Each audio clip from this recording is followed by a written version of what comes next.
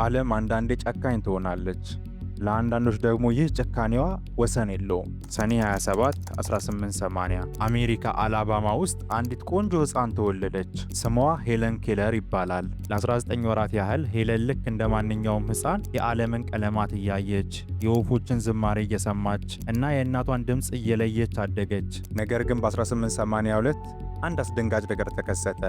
ሄለን ዶክተሮች ብሬን ፊቨር ባሉት በሽታ ተጠቃች። ለቀናት በከፍተኛ ትኩሳት እየተቃጠለች በሞትና በሕይወት መካከል ቆየች። ቤተሰቦቿ ተስፋ ቆርጠው ነበር። ከጥቂት ቀናት በኋላ ግን ትኩሳቱ በድንገት ጋብ አለ። ሄለን ተረፈች። ቤተሰቦቿ ተአምር ተፈጠረ ብለው ደስ አላቸው። ነገር ግን ያ ደስታ ብዙም አልቆየም።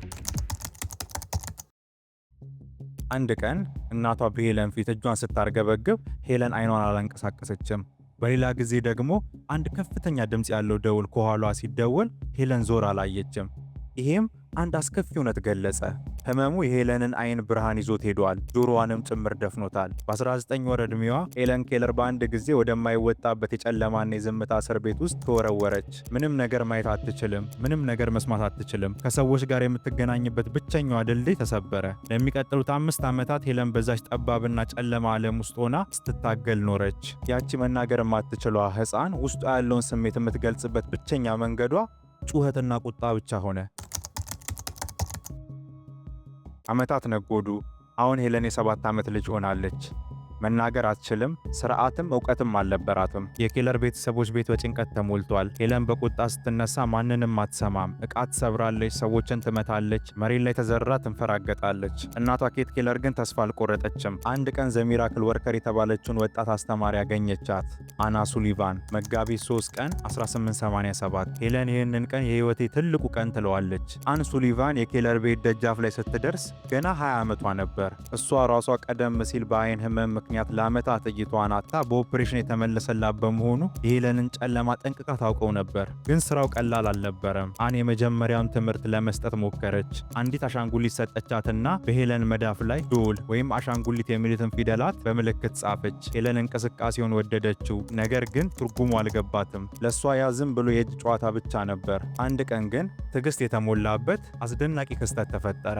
አን ሱሊቫን ሄለንን ይዛ ወደ ውጪ ወደ ውሃ ፓምፕ ወሰደቻት። የአንዱን እጇን በቀዝቃዛ የውሃ ፍሰት ስር አደረገችው። በሌላኛ መዳፏ ላይ ደግሞ ወተር WATER የሚሉትን ፊደላት ደጋግማ ጻፈች። በዛች ቅጽበት ሄለን ደነገጠች። በቃላትና በነገሮች መካከል ያለውን ሚስጥር ለመጀመሪያ ጊዜ ተረዳች። ያ የሚፈሰው ቀዝቃዛ ነገር ወተር ወይም ውሃ መሆኑን አወቀች። የሄለን ፊት በደስታ በራ።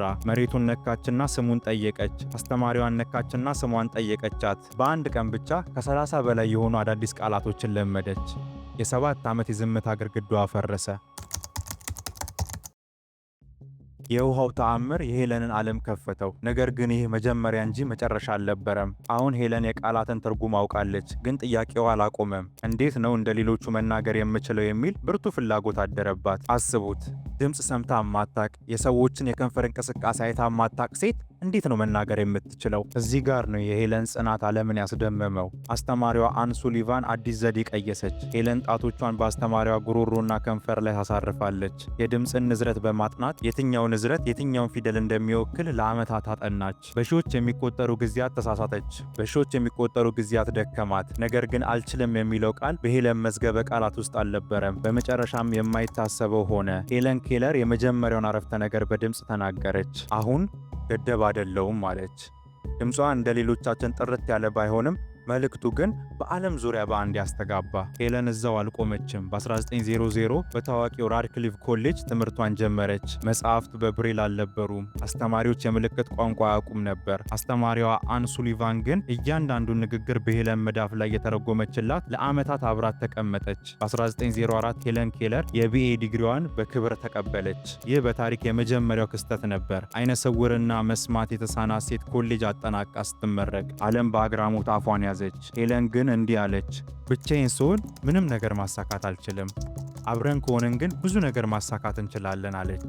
ይህ ስኬቷ በዓለም ዙሪያ ላሉ አካል ጉዳተኞች ከፍተኛ የተስፋ ብርሃን ሆነ። የሄለን ስኬት በዩኒቨርሲቲ ብቻ አልተገደበም። ዲግሪዋ ለክብሯ ብቻ ሳይሆን በዓለም ላይ ድምፅ ለሌላቸው ሁሉ ድምፅ ለመሆን ነበር። ሄለን ኬለር አሁን ዓለም አቀፍ ዝነኛ ሆናለች። ነገር ግን ዝነኛነቷን ለቅንጦት አልተጠቀመችበትም። በዓለም ዙሪያ በ35 ሀገራት እየተዘዋወረች አካል ጉዳተኞችን እንደ ሰው እንዲታዩ፣ ትምህርት እንዲያገኙና የሥራ ዕድል እንዲፈጠርላቸው ተከራከረች። አስቡት፣ በዛ በጨለማ ዘመን አካል ጉዳተኝነት እንደ እርግማን በሚቆጠርበት ወቅት ሄለን በታላላቅ አዳራሾች ቆማ በልዩ ድምጿ ስለ እኩልነት ሰበከች። ከአሜሪካ ፕሬዝዳንቶች እስከ ታዋቂው ሳይንቲስት አልበርት አይንስታይን፣ ከማርክ ትዌን እስከ ቻርሊ ቻፕሊን ድረስ ያሉ ታላላቅ ሰዎች እሷን ለማግኘት ይሰለፉ ነበር። ሄለን ኬለር ደራሲም ነበረች። ዘ ስቶሪ ኦፍ ማይ ላይፍ የተሰኘው መጽሐፏ በ50 ቋንቋዎች ተተርጉሞ በሚሊዮኖች ለሚቆጠሩ ተስፋ የቆረጡ ሰዎች የብርሃን ምንጭ ሆነ። አንድ ጊዜ አንድ ጋዜጠኛ እንዲህ ሲል ጠየቃት፣ ከዓይነ ስውርነት በላይ የከፋ ነገር አለ ሲላት፣ እሷም ያለምንም ማቅማማት ዓይን ኖሮት ራዕይ ማጣት አለችው። ሰኔ 1 ቀን 1968 ዓ.ም ሄለን ኬለር በ87 ዓመቷ ከዚህ ዓለም በሞት ተለየች። ነገር ግን ሄለን አልሞተችም። ዛሬም ድረስ በየመጽሐፍቱ ውስጥ፣ በየአካል ጉዳተኞች ትምህርት ቤት ውስጥ እና ተስፋ በቆረጡ ልቦች ውስጥ ትኖራለች። የሄለን ኬለር ታሪክ የሚነግረን አንድ ትልቅ እውነታ አለ። እንቅፋት የሚባለው ነገር ያለው ከውጫችን ሳይሆን ከውስጣችን ነው። ማየት አለመቻል ሳይሆን ማለም አለመቻል ነው ትልቁ መሰናክል ብላ ለዓለም መሰከረች። እንግዲህ አስቡት፣ ሄለን በዛ በጸጥታና በጨለማ ዓለም ውስጥ ሆና ይህን ሁሉ ካደረገች እኛ ሙሉ ጤንነትና ሙሉ እይታ ይዘን ምን እያደረግን ነው? ዛሬ ይህን ቪዲዮ አይታችሁ ስትጨርሱ ራሳችሁን አንድ ጥያቄ ጠይቁት። የእናንተ ሰበብ ምንድን ነው? የዛሬው ቪዲዮአችን ይህንን ይመስላል።